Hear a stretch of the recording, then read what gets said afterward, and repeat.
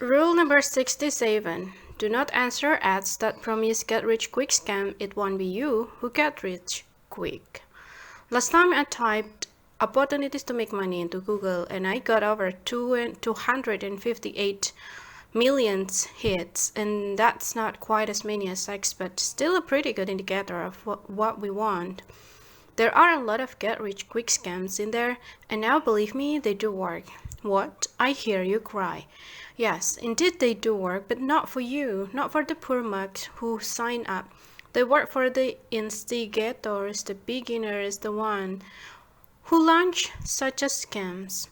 In 1980s, there were a lot of water purifiers selling scams about, and I was invited to a couple of their meetings and went along out of interest, and was amazed at how quick people were to join in, to sign something, anything that promised them lots of money with a minimum effort. After all, what did they have to do? But sell a water filter to a few friends and relations. Easy picking, they all thought. Where are all the people now who signed up, invested their saving, were promised untold riches? Funny, I can't find any either. Maybe a few did indeed sell some and alienated their loved one in the process. Maybe there were a few at the beginning who did make quite a bit of money.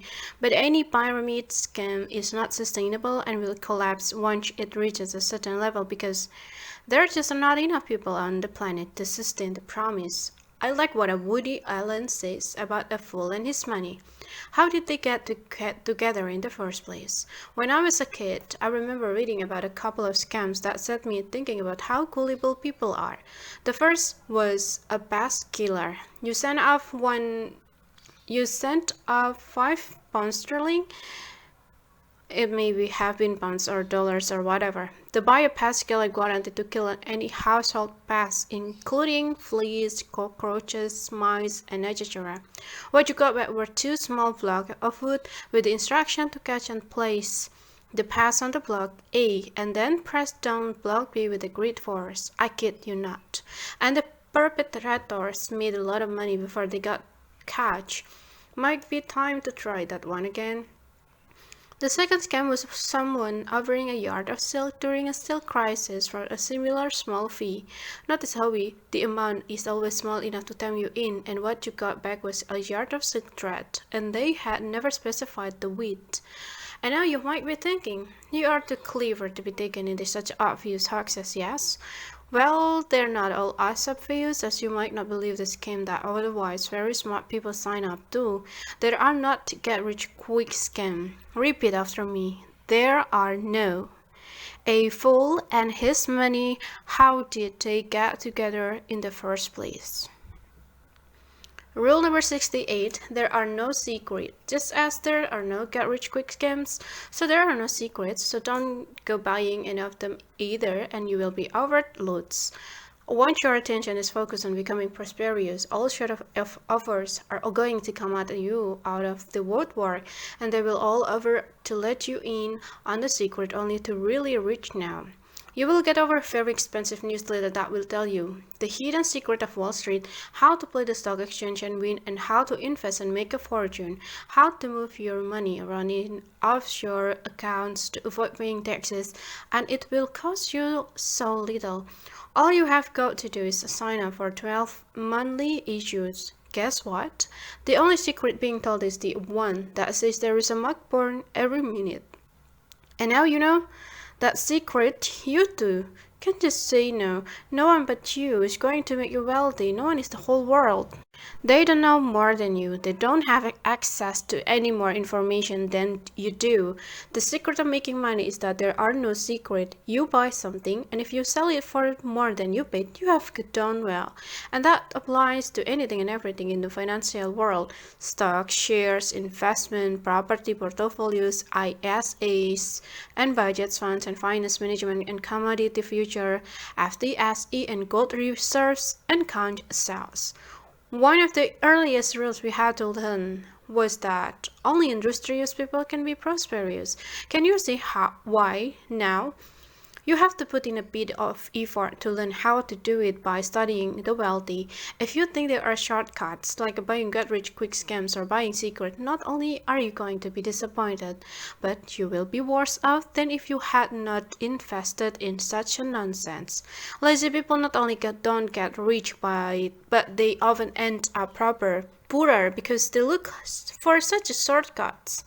No one but you is going to make you wealthy. No one in the whole wide world. Rule number 69, don't just read this, do something. Time to shift some weight off that big side, I'm afraid, and actually do something. Reading this book or maybe listen this audiobook is a start, but it will count for nothing unless you actually take action. And you have probably thought to yourself while reading this book or listening this audiobook, oh, I know that. Oh, that's so obvious. Okay, you know it. But have you actually done something about it? Sure, parts are obvious, but does that mean you have got it started?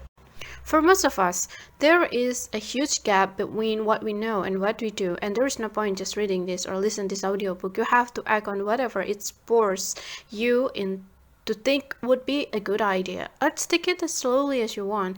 I do appreciate that changing direction is often hard. Developing new character traits can be painful. Begin by changing what you watch and what you read, and begin by simply reading or watching a bit of business news. Begin by changing your awareness of what money is all about and how our money meets influence each and every interaction we have with it. Changing direction is often hard. Developing new characters traits can be painful. The way to change our mindset is to change the way we behave and the way we conduct ourselves. Watch how you talk, think and about money, and do you prize its many virtues and denigrate it as something evil and negative. If you begin to talk it up, you will be surprised how quickly it materializes. Watch how you walk. Do you slouch and give an air of resigned acceptance, or are you upright and confident and looking as if you are hungry for change?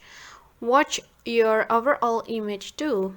Plead poverty all the time and people will assume you are poor and act accordingly. The best thing to do is to act as if you are already rich, and people will adjust their perception of you and reaction to you accordingly. Many people will fall by the wayside despite claiming they want to be rich or richer, but they will do so not from a lack of desire. Instead, it will be from a lack of motivation, a lack of doing something. Start now, right now, today, immediately.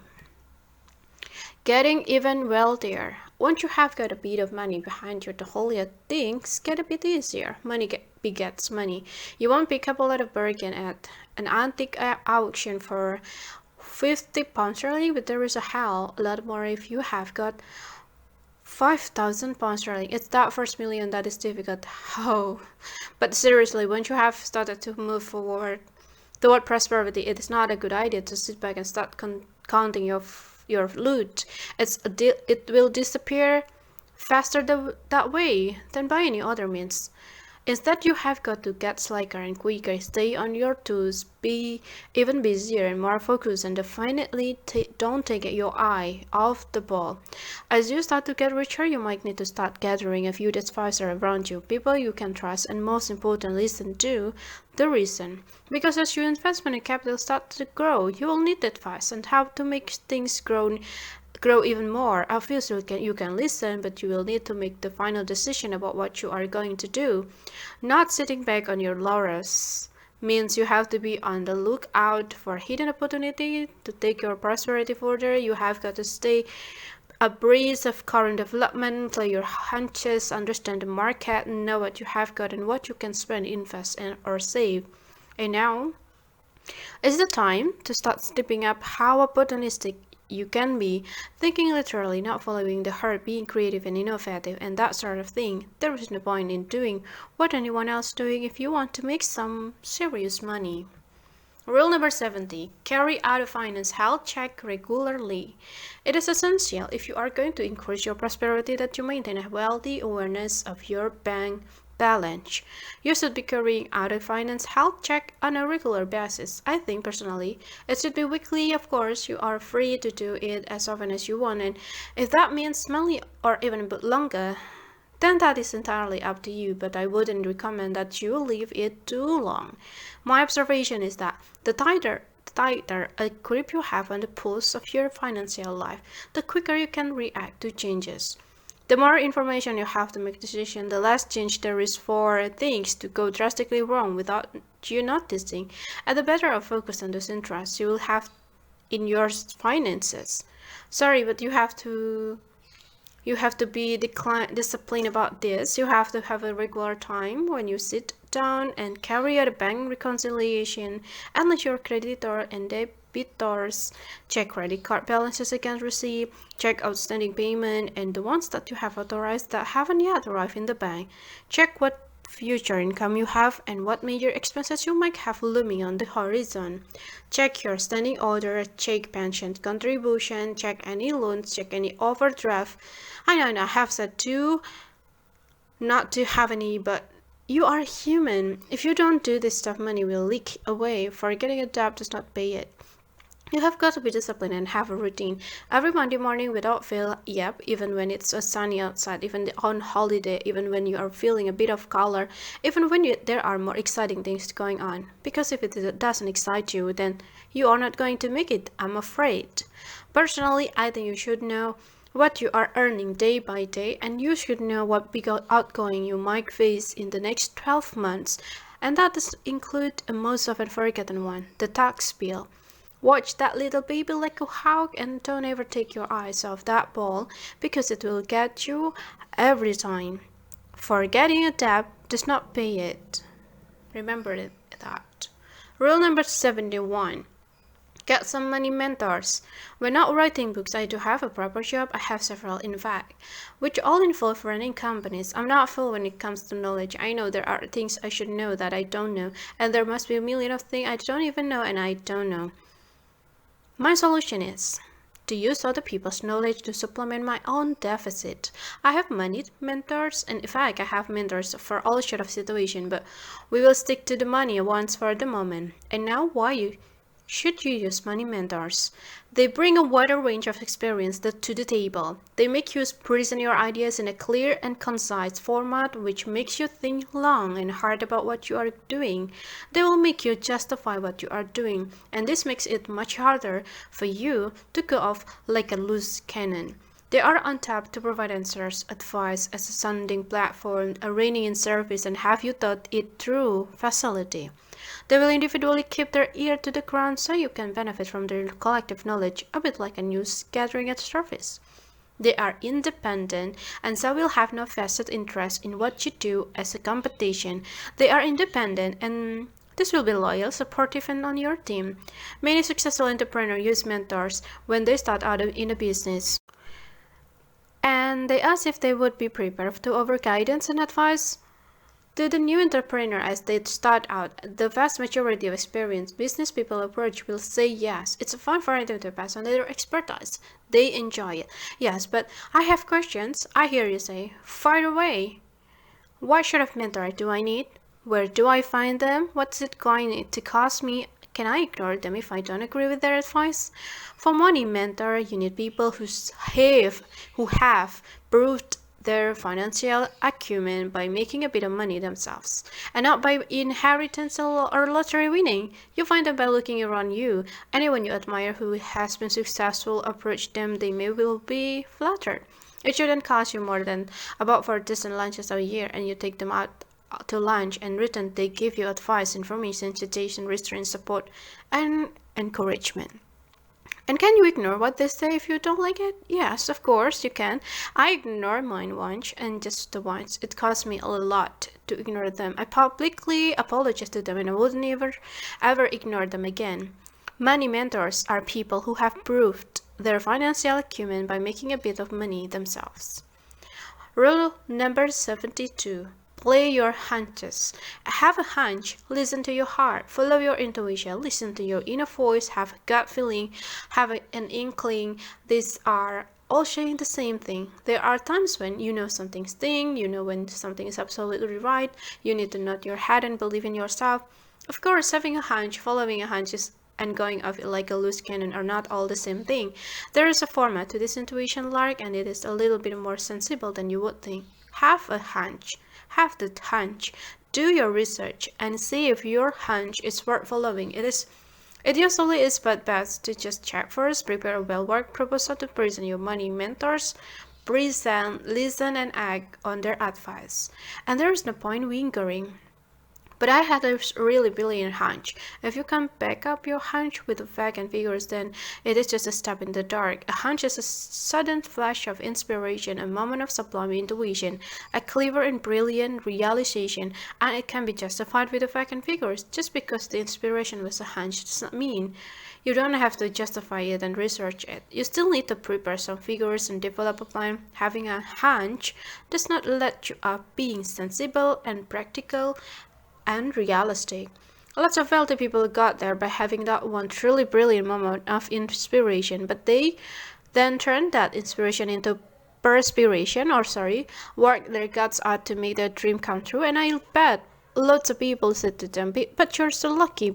Bah, not such a thing as a lot, but there is a hunch followed by hard work. Of course, having a hunch, following a hunch, and going off like a hallucination are not all the same thing. Rule number 73. Do not sit back. There is a saying that nothing wilts faster than laurels that have been rested upon. It's very true.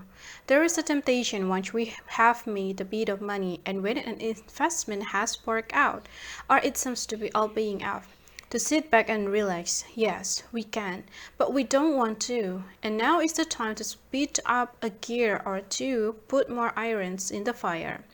And now is the time to look around and work out our next plan of attack. And now is the time to strike, capitalize, consolidate. And now is not the time to take your eye off the ball. We can all steer from the swamp and then settle back into the mud, but the really prosperous keep struggling until they are completely free of the slime forever.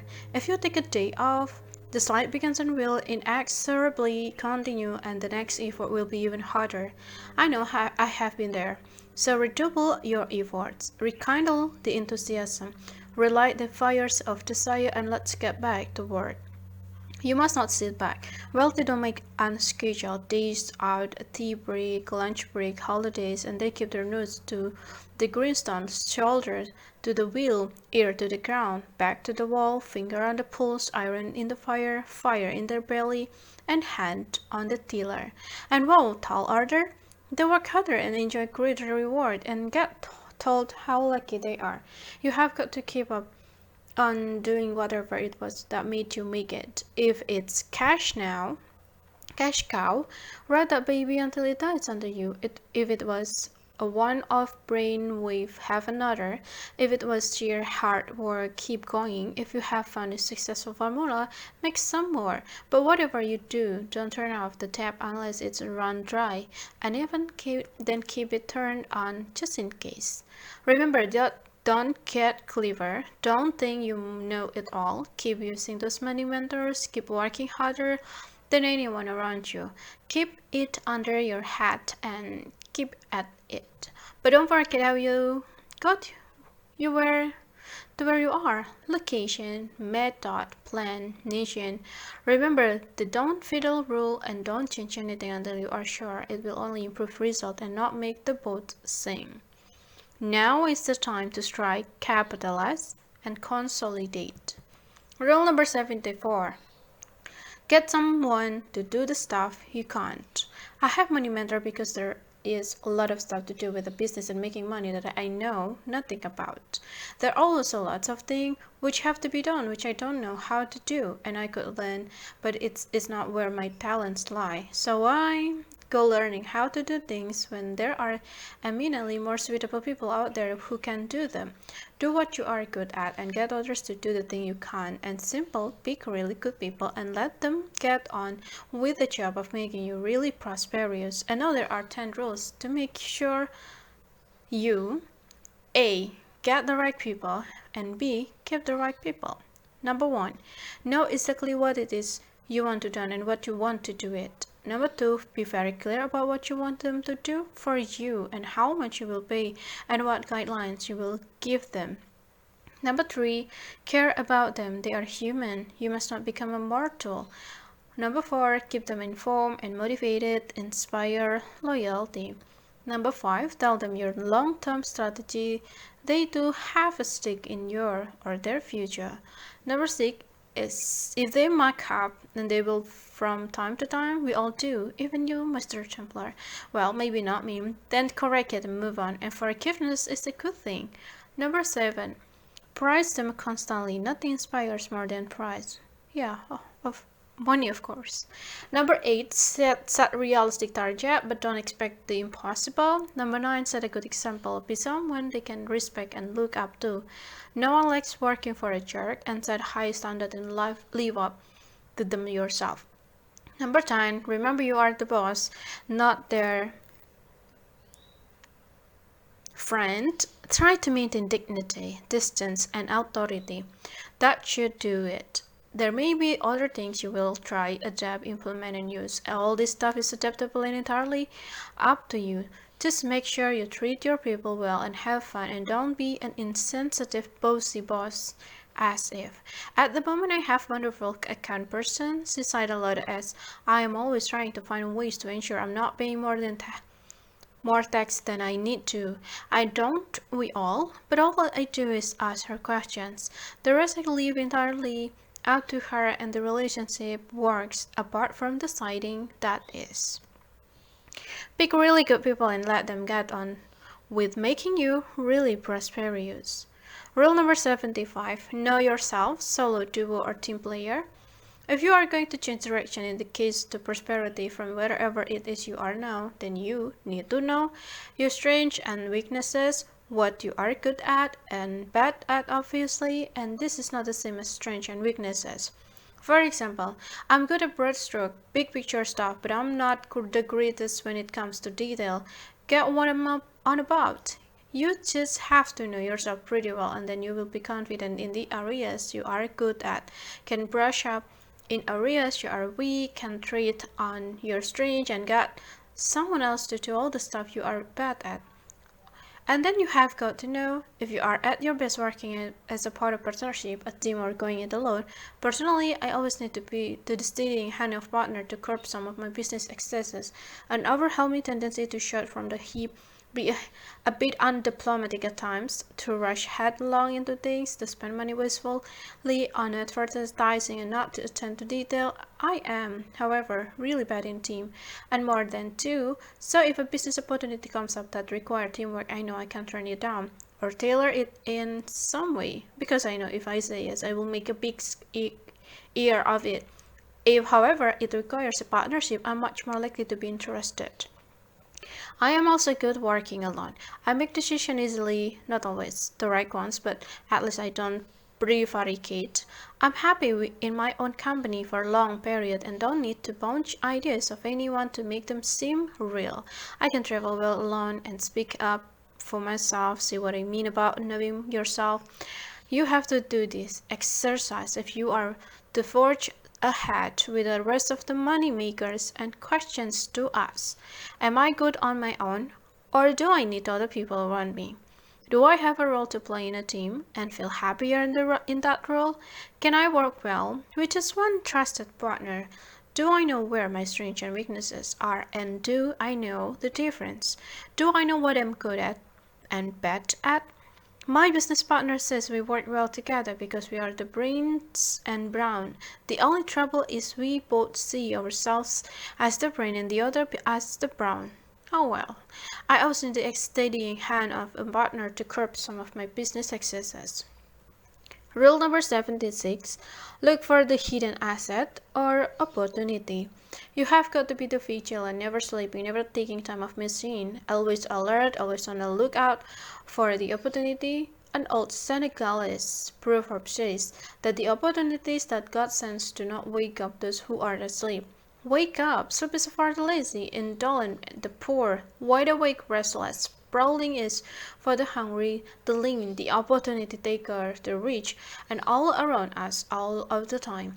There are opportunities to make a fortune. All we have to do is to be open to the possibilities, to the magic of such an event. There are only 5 things you need to take on board if you are going to be a treasure seeker. Number 1. Remember that timing is crucial. React too slowly and the opportunity is gone. Too fast, you might startle it. Market shift, fashions change, and product fade. Number two, be serious. There is no point in being on the ball every other day or only in the mornings. Hidden opportunity only reveal themselves when they feel they want to. I always imagine them as a small, shy beast coming down to the water hole for a drink. If you want to catch one, you have to creep up really quietly, really skillfully. Number three, be quirky. If there are only a few hidden opportunities, then you need to stand out. Quirky, unique, special, creative, unusual, name it however you will. But you have to stand out from the heart to complete the animal analogy. Number four, know what you are doing. Wealth, like any other skills, need to be learned. To spot opportunities and to be able to take advantage of them, you need to give yourself the best chance. You can't pick up a financial paper and say you are going to understand it from day one. It takes time, dedication, and commitment. Know yourself and you will see the opportunity much more clearly. And there's a management technique called SWOT analysis, an acronym for strengths, weaknesses, opportunities, and threats. Keep looking at all four. Number five, for the last, be attractive. If you smell hurry, that shy beast is going to bolt. You have to dress smartly, smell fresh, look good, be well, turn out, and radiate attractiveness.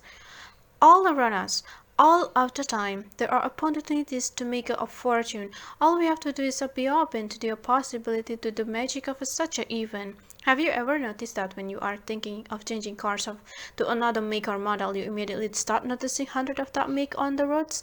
Were they there before? Of course. It's just that you never notice them, but once your attention is focused like a narrow beam into intense light, it throws them into sharp focus. Opportunities are a bit like that. Once we start noticing them, they are all around us. We just need that kickstart and the beginning of the research. And just like a changing cars, we change our focus. It is essential that we wake up our opportunity detector. Once we do, opportunities will appear as if by magic all around us. The opportunities godsends do not wake up those who are asleep. Rule number 77. Do not try to get rich too quickly. We have already said you need to think long term. Trying to get rich quick only leads to disappointment and overambitious hustling. And you need to build a good base or your financial castle can topple at the first gust of wind. The longer you take to make your money, the more diverse you will be with the investment and income stream. The quicker you make your money, the more likely it will be a single trend and thus easy to break.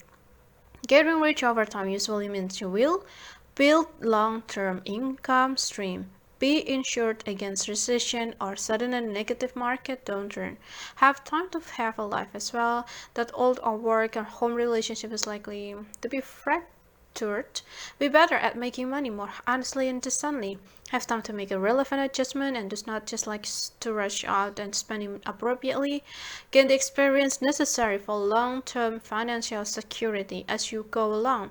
If you make your money too quickly, there is a tendency to spend it inappropriately, not having time to learn to handle it well, risk losing it by having your income coming from one area only. This may not have been a deliberate game plan, but it did pay off, and quickly. Personally, I would rather make my money slowly and enjoyable, and not have to sue anyone to get it, or win the lottery, or have a close relative die, or have to marry someone inappropriate merely because they had a quid or two. Make your money slowly, and you will enjoy it more. It will last longer, and you will sleep nights. The longer you take to make your money, the more diverse you will be with investments and income streams. Rule number 78. Always ask what is in it for them. I don't want you to be paranoid generally, but it is okay to be paranoid when it comes to your money. There are a lot of sharks out there looking for easy picking from the less awake among us. Watch out. Jeremy Paxman, the UK broadcaster, always interviews politicians with a basic underlying assumption that they are hiding something and he has to find out what and why. Obviously, we don't want to go around believing everybody is out to get us, but there is a good technique here that we can adopt to question anyone offering a money-making proposition. to look after our money, to invest in our futures or scheme any financial advice to work for us, a partnership, product or services. And I don't mean offering. If they come looking for you rather than waiting for you to approach them for advice, you should be extremely worried. You have to be suspicious of anyone and anything that could make inroads into your wealth. Be very wary of anybody who promise to help you to get rich quick by shortcut using tax loopholes or dubious legal scheme. Uses the word offshore, uses the letters MLM or pyramid selling, claims to be incredibly wealthy, and is offering to share their secret with you. The secret is they make their money out of people like you. Offers to increase your wealth by using the internet. Ask for money up front to seed investment, pay for promotional material, or carry out a survey. And there are things is to always remember. If it waddles like a duck and quack like a dog, then it is a dog, and don't let anyone tell you it is not. If it looks too good but to be true, it probably is. Not all the glitters is gold. Remember to keep asking what is in for this person. Don't trust anyone. Don't give your money to anyone to look after for you. Check the small print of anything you sign. Be on your guard. Be suspicious of anyone and anything that could make inroads into your wealth. Rule number 79. Make your money work for you. An awful lot of us are guilty of wasting money by not making the best of use of it. Whether it's a small amount of large or long-term or short-term, from not chasing check to leaving cash in the low interest account because you have forgotten about it or can't find the time to be bothered to move it on. Yeah, here is a few tips to get you thinking about whether you are making all your money work for you. Don't leave money inactive in a bank account. Move it around to high interest account, even if it's only for a few days. Electronic banking means money can be easily and simply switch from one account to another, even for a very short period. Never be satisfied with the interest rate you are getting, and there's always a better one out there. Keep actively looking. Shop around for all services you pay for, and there are always cheaper options. Don't just pay for a name. Pay for what you are getting. Don't leave property empty. It may be increasing in value, but you are missing valuable rental income. If you invest in anything that is appreciating in value, could it also be useful? Would a classic car you can drive be more useful to you as opposed to a painting you can only look at?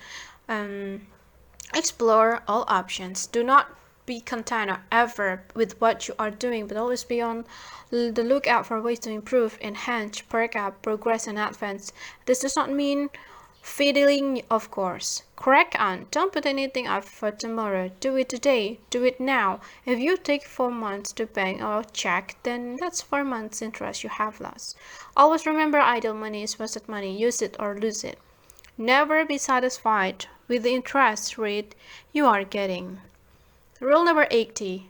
Know when to let go of investments. I have my own little calculation which I'm happy to pass on to you. I learned it from an internet site a while back, and it has stood me in a good start. Basically, for an investment to work for me means I am generally looking for a return that will double my money in 5 years. In a recession, I might extend that to maybe 7 years. Of course, the higher, the faster the return, the higher the risk. The calculation I use is to divide the interest rate into 72 to find out how long it will take me to double my money. For example, if the interest rate on a particular investment is 6%, then it will take me 12 years. 72 divided 6 equal to 12. To double my money too long for me. So I will be looking for an interest rate known as a return of around 14.4%. I know, you would be lucky at the moment, but this is only an example. This works for any amount of money incidentally. So if you want to know what interest rate to look for, divide 72 by the number of years you are prepared to wait. 72 divided 5 equal to 14.4%. Gosh, something useful for you there, and I did all the work for you. For me, therefore, any investment that looks like it won't double my money in 5 years, I pass on it. Or if it makes financial sense to get out, I will let go of, and I have my criteria. You need yours. Perhaps you need to let go when you feel in your waters that something is not right. The market has taken a downturn. You read something that makes you curious or suspicious of a particular investment. You need the money for something better, hotter, and the investment has not been doing well for a while and is sluggish. You have achieved your maximum profit and it's time to get out. You have lost interest in a particular investment and simply can't be bothered anymore. You have changed emotionally or ideologically and need to move on. Perhaps you only invested the green and no one mainstream or vice versa. The investment is not fashionable anymore. Old hat can be costly if the return is not there. You need to spread your portfolio around you to minimize losses in a recession or down market. You bought a blind and now have more information and can see your finger getting burned. Throwing good money after bad will just aggravate the situation. Cut your losses and get out. Perhaps you only invested green and now one is mainstream or vice versa. Rule number 81. Know your own style. We all have a tendency to buy on tips from other people, buy on a whim, buy glamorous, invest too much in one thing, ride a winner to death, and most fatally of all, fail to quit a loser. This is the one habit we must really learn to let go of. There are different approaches to investing, of course, and you need to recognize your own style. Otherwise, you can't learn to curb your worst tendencies. So I'm going to give you a few examples, and I want you to be brutally honest about recognizing which one is you. Are you competitive? If so, you are likely to have plenty of enthusiasm and get in early. You have probably taken the trouble to learn about your investment. However, you may be overconfident, unoptimistic, and prone to chase the losing streak. Of course, you may be more solid, careful, secure, and long-termist. A wise approach, but again still prone to chase a bad luck run. Then there are the investors who are not really sure they want to be there. If you are this type, you probably use an advisor and take a long time, maybe too long, to decide to invest. You are good at letting go of losers, and the chief of downside is that while you probably want to sustain huge losses, you may not to make a big bucks, others do, and some investors don't prepare themselves well. They invest too little, too late, and they are likely to put too many eggs in one basket, and take too long to let go when things go downhill. The trouble is that emotion and personality can get in the way of successful investing. Characteristics such as optimism, overcautiousness, competitiveness, impatience, fear, desperation, and all of the rest can easily sway you. But this is your retirement, your house, your luxury holiday, your kids' inheritance you are gambling with, and you need to make sure that you do it in a clinical, calculated, risk-assessed fashion. It is imperative that you know what type of investor you are and when to quit riding a losing streak. Nothing clouds your judgment more than throwing a good money after bad. You have to learn to cut your losses and walk away. And yes, I do know how hard that can be. Emotions and personality can get in the way of successful investing. Rule number 82. Now, why you should be able to read the balance sheet and how. If you are going to run a company or invest in companies, you need to be able to read the balance sheets. This is different to knowing what profit or loss a company has made. Why? Because a profit and loss account only shows you half of the picture. For instance, company X might have a turnover of 1 million and expenses of 500,000, and this it has made a profit of 500,000 and must be doing really well. Nice as fast? No, actually, because what you can't see from this simple profit and loss account is that it owes the bank 2 million and 1 million turnover is very dodgy, and there is a 4 million tax bill hanging over its head from previous year's account, a franchise expiring, a tax loophole about to close, and a powerful competitor about to start up. Investing in company X? I don't think so. It's a bankrupt and fraudulently trading and not worth a big's ear. Stay away. So you need to see a balance sheet without fail, and because of what it is not telling you. A balance sheet has to balance. That's why it's called the balance sheets. The basic formula you need to know is asset minus liabilities equal to equity, or A minus B equal to C. Into even simpler terms, what you own less than you owe equals what you are worth. This applies to your stock companies. you work for or owned, and companies you intend to investing in. Let's have a closer look. What you owned, your assets. This includes current asset, including cash and anything that can be realized, turn into cash within, say, a 3-month period. This might include cash out debtors, money in transit, stock, stuff ready to be sold, and raw material that have value and can be made into product. Any property you or other company may own, equipment and goodwill. What you owe, your liabilities. This includes your creditors, long-term loan and bank loan, basically what you would have to find in cash if everyone called in what you owe them. What you award, your equity. This is a IA minus B. It tells you what your company is really worth. There is a formula that says that you can take your current asset and divide it by your liabilities, and if the answer is bigger than 1.5, you are doing okay. So if you just hear about a company that has made a profit of 1 million and are over the change to invest, don't be impressed by the single figure. Ask to see the balance sheet, read it truly. In fact, don't just read the balance sheets. Important as it is, there are the other things you need to know, such as a company's financial statements in total. The more information you can get and should get, the more solid your decision will be. A balance sheet has to balance. Rule number 83, be one step ahead of your tax collector. You must never ever try to evade paying your taxes. If you do, you will go to the prison, and quite rightly so. No, I'm not on the side of the tax collector. There is a difference here between evade, criminal, and avoid, sensible. There is a line between making sure you're not giving money unnecessarily to the tax collector, avoiding and deliberately evading tax illegitimately. Cross that line at your peril. But there should be no need to do so, and there are many good people out there who will give you all the advice you need. The more money you have, the greater the need to avoid tax, and I stress, this is not the same thing at all as evade, and the more expensive it becomes to do so. Obviously, there is a tipping point whereby you are obliged to hand over your tax affairs to experts who naturally cost an arm and leg, so you can avoid paying the tax collector to the other arm and leg you have left. There are many good people out there who will give you all the advice you need. As you move up on the prosperity ladder, the tax issues to get more complex, and there are all sort of options.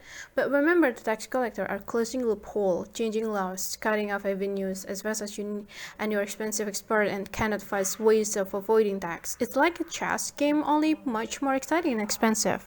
I'm not going to give you any specific advice because it changes too quickly and I don't want to get sued but areas worth bearing in mind are: consider establishing a limited company. It can attract less tax and give you all sort of options not available to the self-employed, and assume mean you are making some money. If you're not, there is obviously no tax to save as there is no tax to pay.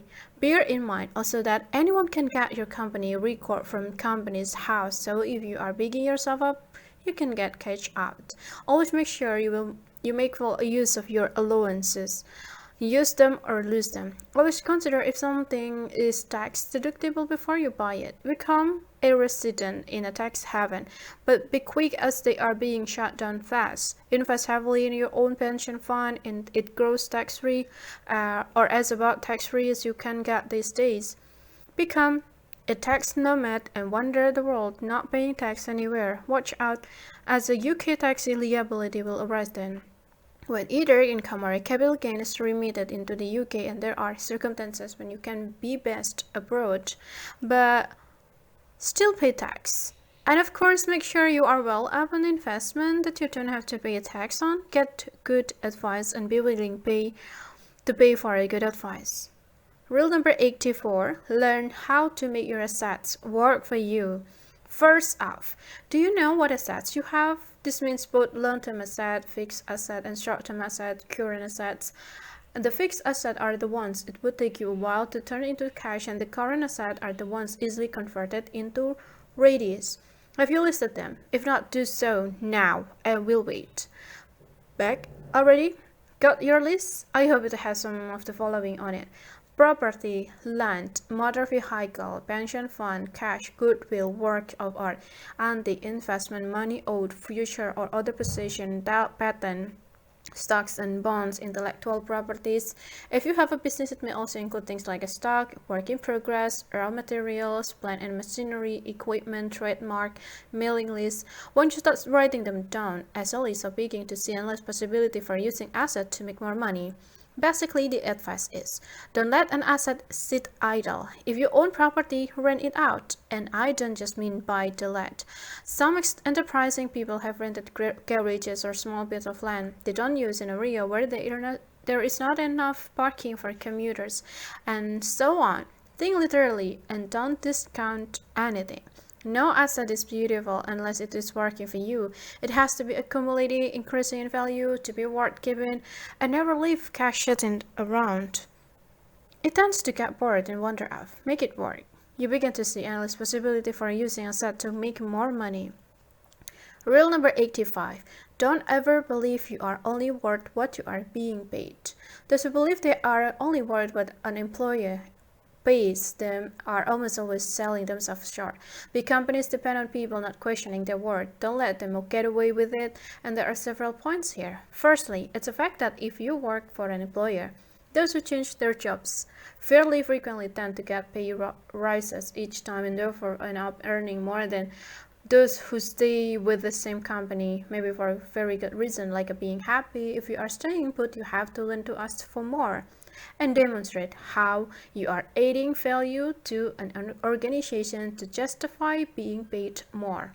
Secondly, no company is ever going to pay you more for anything than they really have to. You need to be proactive and ask for more, show you are worth more. It requires you to take action, however. Don't wait to be recognized.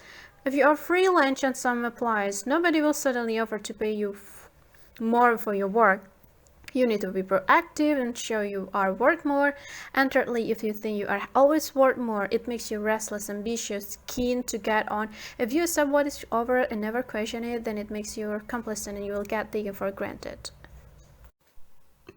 Be very clear about what you think you are worth and why. If you have worked harder, achieved more, produced more, got better results, then you are entitled to say so and ask for recompense.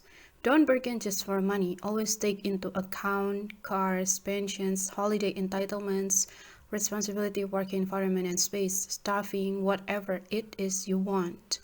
If you do get turned down, always find out why and what it is you could do to get what you asked for. Return after putting it right whatever was wrong in the previous point.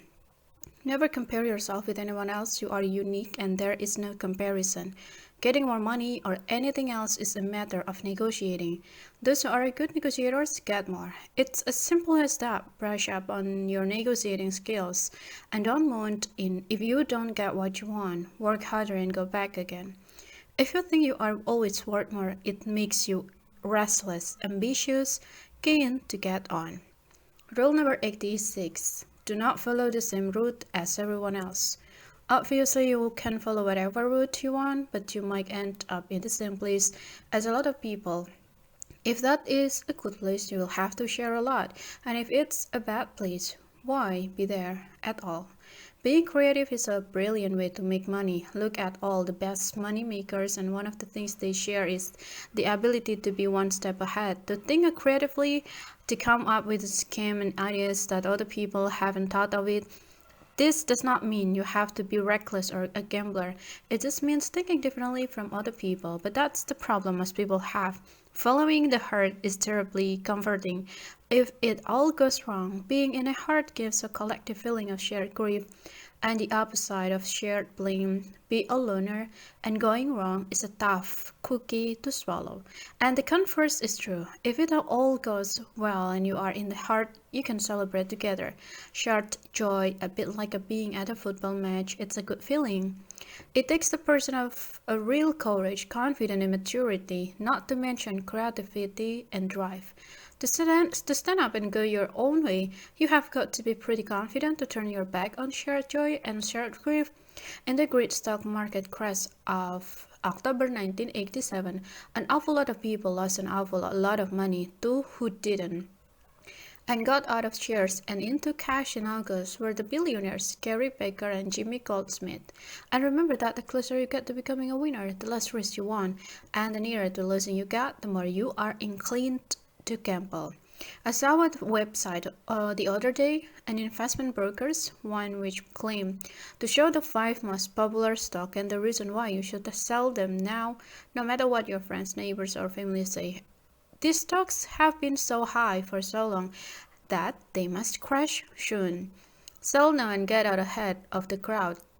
I was thinking that real money makers wouldn't have been there anyway, but would have been out there investing in something none of us had even thought of it, and lots of people invested in ostrich farms. Where are they now? Lots of people invested in worm farms. You bought eggs and turned them into worms, and the big worm farm would buy them back. Laughed that one. Yeah, right. Of course, they will buy all your worms back of you. One of my sons invested £10 sterling to start his own giant snail business. He bought 2 giant snails to breed with he vet and look after them for about 6 months when I had to bring it to him. They were snails out of summer's garden he would buy. He was not alone. Lots of kids at his school were sold the same dream and the same snails. Being creative is a brilliant way to make money. Staying wealthy. Now, you have got wealth, you don't want to let it go, so the next session is how to hang on to it once you have got it. Assuming you know now to avoid the giant snail scams on the ostrich farms, how to preserve, protect, enjoy, and maintain it. And after all, when you have finally got it, you don't want to waste it, squander it, throw it away, or give it to me. Actually, the last one is not true. You can if you really want to. There are endless websites all offering to look after your money for you. Ignore them all. They usually say something like, start your own wealth freedom journey today, no time to lose. All you have to do is sign up for a newsletter and buy a Get Rich Quick book right away. They promise to make you a millionaire within 3 to 5 years. Perhaps you should ask for a refund on this book because I promise you nothing beyond hard work, dedication, focus, creativity, standing out from the crowd, for forward planning, and the honest sweat of your brow. Gosh, no promises there at all. Rule number 87. Shop for quality. My lovely wife taught me this one. Credit where it is due. When we met, I was a great one for finding a burger, 2 chickens for the price of one at the supermarket, that sort of the thing. She, on the other hand, bought less and never did do anything what the other chicken, but bought quality. So I would cook a teenage sick-looking chicken and drink it with a cheap white plum, and she would provide lobster and champagne. You can see why I fell for her. I bought 5 cheap t-shirts in a pack and she bought an immaculate one of much better quality, and now her stuff lasted longer, washed better, looked better with age, kept its color better, kept its shape better, said more about her in a positive way. Took less maintenance. I drove a cheap car that was always breaking down and I missed a meeting. Whereas she drove a better car, always arrived looking calm and immaculate. She taught me that the money I was spending, although less, was being wasted because I had to replace stuff much more often. I was throwing my money away and looking cheap at that. Shopping for quality rather than price was a hard lesson to learn, and I had to discard all this money myth from my childhood. And don't spend more than you need to. No one needs to look that expensive. It is somehow wrong to spend money on yourself. It is somehow better to get a bargain than to buy quality. Shopping for quality is a message about the way you live, the way you conduct yourself and your business. It says quality to others who will adjust the way they treat you. It also saves you money in the long run. Cheap can often be false economy. Shopping for quality says messages about the way you live and the way you conduct yourself and your business. Rule number 88. Check the small brain. I could write you a contract promising you as a cast iron, no get out clauses, guaranteed money back without quibbles. Cross my heart and hope to die in the cold cellar full of rats. Sure a thing that would stand up in a court of law and withstand any scrutiny you care to put in under Why am I selling? It doesn't matter. Small print can cost you dear. Check it carefully.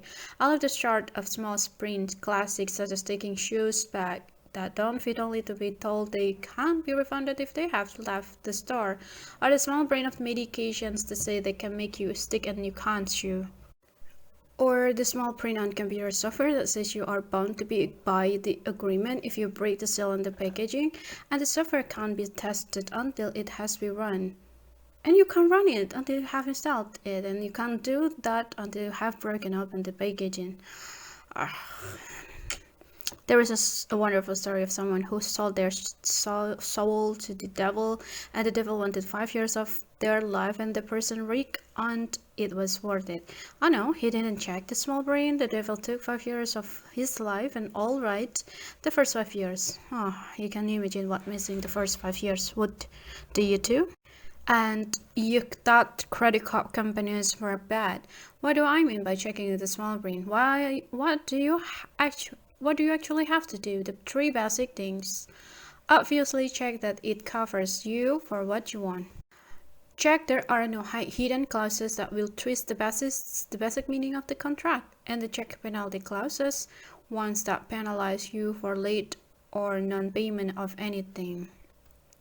It's a bit like a check in the small brain of food packaging. If you don't like what's in it, don't buy it. Move on up the aisle and buy organic, green, fresh, unpasteurized, whatever. If there is a small brain, the hairs on the back of your neck should be rising. There is only one reason for it to be there, to trip you up. Move on. Small brain can cost you dear. Check it carefully. Rule number 89. Don't spend it before you have got it. Gosh, this is a hard one for me. I have to admit I find this one of the most difficult to take on board. How am I to learn this one? Any tips? I know I should. Budget for today, only for today. If I don't have it, I don't spend it. Ignore what I think or know is coming in. In the future, put lots aside for tax. No, even more than that. Have no loans, overdraft, no borrowing of any sort of. So I won't be tempted to use future income to pay off debts run up today, or the reverse, run up debts today, knowing that income from the future can be used to pay them off.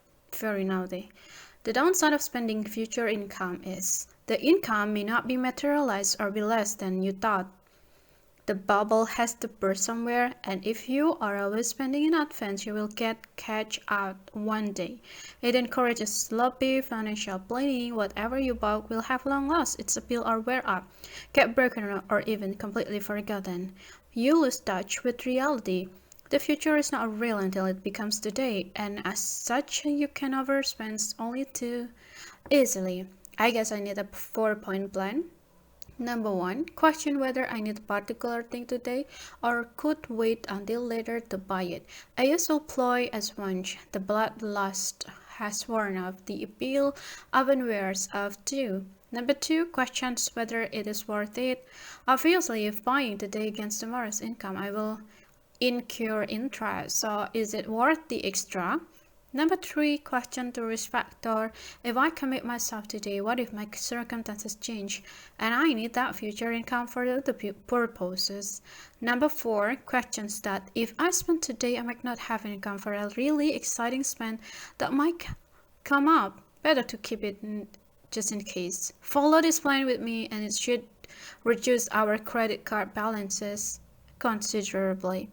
The future is not real until it becomes today. Rule number 90. Put something aside for your old age. No more than that. When you realize you are cracking along fast in the outside lane of the H motorway and can see less road ahead than there used to be, you should be keen to make sure that if you do stop earning, you will still be able to afford the level of style, luxury, and comfort you enjoy or want to enjoy. There are some really good reasons why you should put aside money for your old age. You can't rely on the state of anymore. If you don't save for yourself, then you may have to rely on the kindness of strangers or family, which might be worse. If you have no old age plan, you may lose control of your level of comfort, style, and luxury. If you have no plan, you will lose control of your financial freedom. You may lose control of bodily function and will need money to take care of medical bills. As you age, you do slow up, and working as hard as you are now will be impossible. You also don't want to have to always work hard, tough. You may choose to. For most of us, there is a time for sitting in the sunshine, and if it is not when you are old, then when is it? So why haven't we put something aside already? Well, when we are young, it's hard to envisage a time when we won't be, so we don't need to prepare for it. Also, we are too busy having a good time to think about such a things. Also, we are too busy looking after other members of our families to have much time to think about ourselves. Also, we are mortgaged up to the hilt and work is hard enough, and also we haven't entered our earning boom period of our 50s, so don't have lump sums to start away. Also. So if we are going to put something aside, perhaps we need a few guidelines. It's never too late to start, but the earlier you do it, the less it will hurt.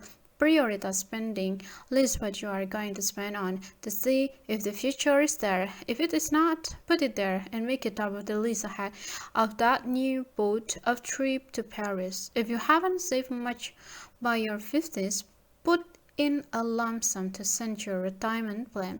Get your finances in order and curb waste, spending it instead on your plan.